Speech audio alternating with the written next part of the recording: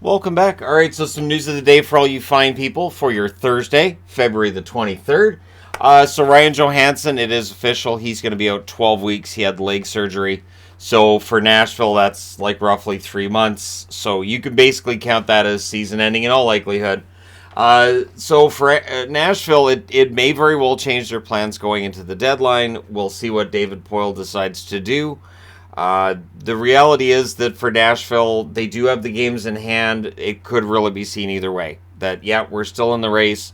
You lose Ryan Johansen, that part sucks. But Nashville's built on the four line, six defensemen, next guy up kind of mentality, anyways. So, I mean, it's possible they'll play through this and they'll still, play well. They're in San Jose tonight, so we'll get an idea tonight for how this might throw things off for them. But yeah, for Johansson, hopefully his recovery goes really well and he's 100% sooner rather than later. Anthony Math has been placed on the IR by the Washington Capitals. Alex Ovechkin has returned to the roster, so looks like he's returning tonight against the Anaheim Ducks. And so for the Caps, it really is about goals. The goals have dried up over the last, I think it's 17 or 18 games. If you look at their totals, it's been ugly. Their offense just hasn't been there. So with Ovechkin out of the lineup, that became even more pronounced. That they really are a team that struggles with scoring. So him being back in the lineup, we'll see how things go. The good news for them has been Tom Wilson's game has been picking up over the last few games. But yeah, they need more, and they need Ovechkin to hit the ground running and get them some goals. That's really what it is all about right now for Washington. So Patrick Kane has suddenly become the focus of a lot of people's attention. I think a couple of other big names being off the board helps, but it was less than a month ago I was hearing about how Kane was done. Yeah, Kane's just not. He doesn't drive offense anymore. And just personally, having watched as much Chicago hockey as I have, it's clear that A, he doesn't have the support that he had before, and B, I don't know. It feels like something's been off with him this year, and I think it's probably the distraction of knowing he's likely on his way out of town. But reportedly now, Larry Burks is saying the Rangers are still in on him. That Patrick Kane could still end up being a Ranger. Now, the money that would need to be moved out to make that work, the amount of money that would need to be retained, maybe you need a third-party broker. It gets dodgy for the Rangers pretty quickly. But if they did go out and pick up Kane, and if they didn't have to pay a ton to do it, Rangers are going to become favorites for some people to win the Stanley Cup pretty quickly. The one thing with Kane is that while I was hearing about how he's not very good anymore and he's lost a step, and I'm not saying he's still the player he was 5 years ago. I'm not. I thought that was being overplayed a little bit, and that Kane's still a pretty good player, and that in a new environment where he's playing with better line mates, his totals will go up. Well, Kane over his last 4 games now has 7 goals, 3 assists for 10 points. He and Domi have had tremendous chemistry. And of course, that's led to people saying, hey, Domi's going to be hot at the deadline. He may very well be. I'd be kind of sad for Domi if Chicago traded him because I think he's started to really grow roots there. Of course, there's nothing stopping him from re-signing with Chicago this summer since he'd be a pure rental. But for Kane, he's played really well. I think if he declared today, okay, I want out of Chicago, I want to go, I think there'll be a lot of teams calling. He's still got it. It's still there. It's just it's not in the same amount that he had it, say, 5 years ago. And so for Kane, maybe he's not one of the top 2 or 3 players at his position anymore. But I would still say he can be top 20 on the Wings. He can still be that player. Not for the full 82-game schedule, no, but he can still be that guy. And I think that's just what we've seen. He should have 8 goals and 3 assists, but that goal was right after the buzzer against Vegas. Otherwise, he'd have 8 goals in his last 4 games. So it is remarkable to watch him go on this run right now and make it look relatively easy. Of course, Dallas did kind of melt down last night.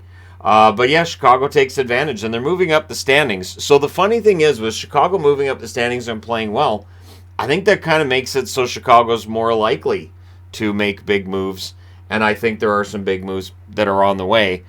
Picking up Zaitsev, and then there's another minor trade that's on the board here from today. Clearly, they're making some moves, and I don't think they're anywhere near done.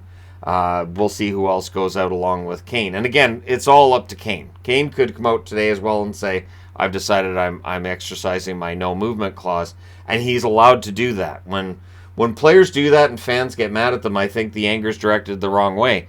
Directed towards the general manager that gave the player that clause. The player shouldn't be demonized for using a clause that they negotiated into their contract. So we'll see what happens there. In women's hockey last night, Canada won 5-0 in Game 7 of the rivalry series. Early on, this series was all U.S. They won the first 3, but Canada came back and won the next 4. So yeah, 5-0 win, pretty convincing win. And yeah, so the rivalry series does pretty well for women's hockey. And it's nice to see that Canada came back and got themselves the win in this one. Because, again, the U.S. in general has had Canada's number on and off over the last 20 years. But the games are always pretty darn good. So there you go. Jeff Petrie reportedly not on the block. That's according to Pierre LeBrun. Because the question's been out there about whether or not Pittsburgh might try to move him. The one thing with Petrie is even if Pittsburgh was of the mind to move him, his cap hit of $6.25 million until 2025 might scare teams off. So with the Pittsburgh Penguins being just below the playoff line but having games in hand, I don't anticipate really big moves from them either. I think if you're a Pens fan, the fear might be that Ron Hextall goes out and adds, and in order to add, he ends up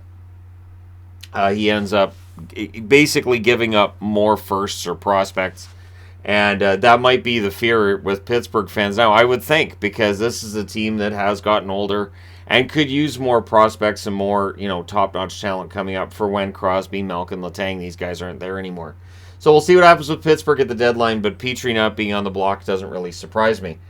So the minor deal that took place today, Josiah Slavin has been traded by Chicago. Yes, he is the brother of Jacob Slavin in Carolina. Josiah Slavin has been moved to Anaheim in 51 games with Rockford this year. 3 goals, 8 assists, 11 points. He's 24 years of age.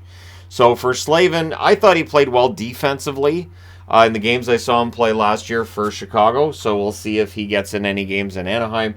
On the Chicago side, they get Hunter Drew, also a forward, who in San Diego this year played 44 games, 5 goals, 6 assists, 11 points. He is also 24. So this is just a swap of minor leaguers.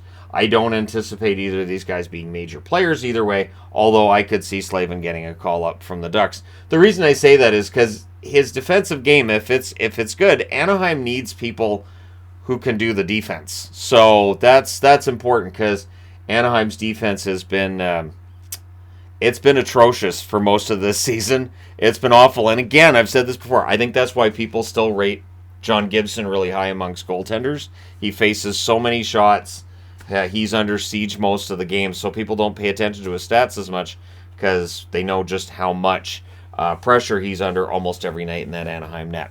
So let me know your thoughts on any of these items on the board in the comment section below as always. Don't forget to hit like and subscribe if you're browsing your way through.